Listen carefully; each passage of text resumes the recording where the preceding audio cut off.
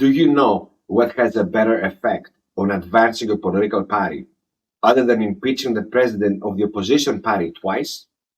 Impeaching him for the third time while he's a former president. Do you know what makes the most effective and successful type of hearings? When the ones that assemble the committee for such hearings are also the judges, jurors, and prosecutors, and their voices are the only voices you're allowed to hear and get to see. And that, my friends, at least as far as I'm concerned, is just as bad as the events that took place that day. And unlike January 6th, those tactics have been taking place for a long time with no end in sight and with total censorship on anyone that even dares to think as such.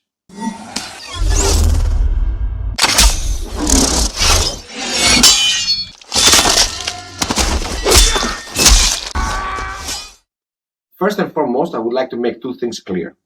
One, I totally believe what happened that day on January 6th was wrong and unlawful. Laws were broken, and we are a nation of laws, so the ones that broke them should be brought to justice, and they have. Some are pending court dates, some are pending charges, some are serving time, and the investigations keep on taking place. All fine, all great. Two, I'm not here to talk about what happened on January 6th, who did what exactly, and who bears the brunt of the responsibility. There's plenty of videos out there, and we've heard enough for over a year to be able to know that what happened was wrong and that justice should be served. What I do want to talk about in question is the January 6th committee, the real purpose of those hearings, and their convenient timing. But before we get into that, please make sure to subscribe, hit the notification bell, comment, like, and share this video, and make sure to watch till the end, as I have some questions which I believe we should all be asking ourselves. When it was first announced that the hearings had started, I went into it like most of us would, to see if there's anything else other than what we already know and heard prior. The first red flag, at least as far as I'm concerned, was that every major news network, well, with the exception of Fox News, devoted their entire prime time to cover those hearings. I figured, well, serious events like that should not be undermined, and maybe they deserve to be covered by every news network, every major news network, on their prime time so people can see it. Unfortunately, it took less than 10 minutes of watching to realize that not only they had nothing new to offer other than what we already know, but also they showed, at least to the ones I wanted to see, what the real purpose of those hearings really is. And again, I'm being totally sincere when I'm telling you that I'm not trying to undermine the things that took place that day, how serious they were, and that justice should be served. With that said, here's what I'm at. 99.9% of law-abiding citizens saw the events that took place that day as being wrong and unlawful. Hell, even the ones that were engaged in those activities that day knew what they were doing was wrong and unlawful, even if they were doing it to justify something that they felt was unjust. Two wrongs just don't make it right. But from a political perspective, because at the end of the day, that's what these hearings are all about, it is an undeniable fact of how damaging and disastrous those events were for the Republican Party. But can you say that it had the same effect on the Democratic Party? Can you really see around you what is happening and what is, especially in those hearings, and say, you know what? Yeah, the Democratic Party suffered from those events as well. Or is it our democracy suffered? Because, if the democracy is suffering, both parties preaching democracy, they should all be suffering the same way. But that's not what we saw in those hearings. And that's not what we've been hearing for years. Do you really think that the Democratic Party wished, or Democrats in general, wished that those events never happened? What good would that do to their party? Absolutely nothing. This thing that happened on January 6th, it was a gift that keeps on giving for the Democrats. It is unfortunate, but it's the truth. And don't get me wrong, I would say the same things if Republicans had done the same, and I'm pretty sure they would. The only difference is that they will not be getting as much coverage, which at this point, it is very obvious that this was not a news coverage of those hearings. That was an advertisement for the Democratic Party, and it would be called the propaganda or misinformation if the roles were reversed.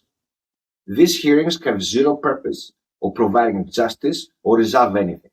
Their sole purpose is to keep on marring Republicans and make sure that this hate for Trump is alive and well, just in case he even dares to think about running again. But most importantly, is to maintain this division amongst the masses, all while claiming unity, justice, and equality. And that, my friends, is the real threat to our democracy. They will ride this January 6th horse all the way up to elections, both midterms and 2024. And really, you cannot really blame them. If you have zero accomplishments to campaign on, then the next best course of action is to redirect the focus on the negatives of the opposing party. It is unfortunate that for Democrats, the best way to look good in the eyes of their voters is the ability of how bad they can make the opposition look. And January 6th gave them the greatest opportunity to do just that for a long time.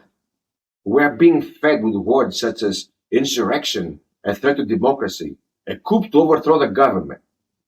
Go ahead and take a look at any country that ever had a coup, and let me know if you see any similarities between what happened there and the January 6th events. What were they? Tanks, army, weapons, fire, disaster, death? What happened?